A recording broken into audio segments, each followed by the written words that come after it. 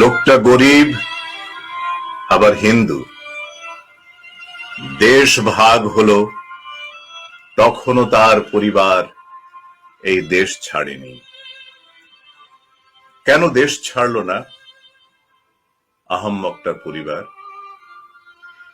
এই যে ৭১-এ লুঙ্গি খুলে পরিচয় নেয়ার সময়ও লোকটাই দেশ ছাড়েনি। কি আছে এই মরার দেশে? লোকটা গরিব আবার হিন্দু। লোকটা গরিব আবার হিন্দু।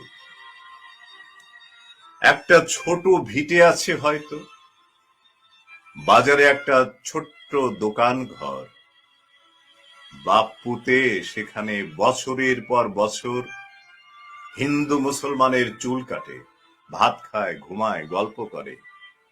এই মাটি, এই বাপ দাদার জমি, দেশটা ফেলে লোকটা কোথায় যাবে? লোকটার সেরকম কোনো স্বপ্ন নেই, লোকটার সেরকম কোনো যোগ্যতা নেই। লোকটার আসল যোগ্যতা, সে গরিব আবার হিন্দু।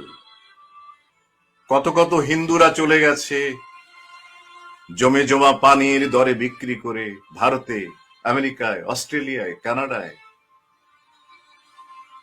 লোকটা নিতান্ত গরিব।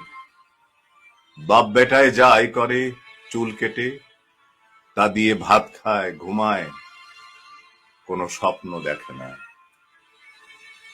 লোকটা গরিব আবার হিন্দু। লোকটা গরিব আবার হিন্দু।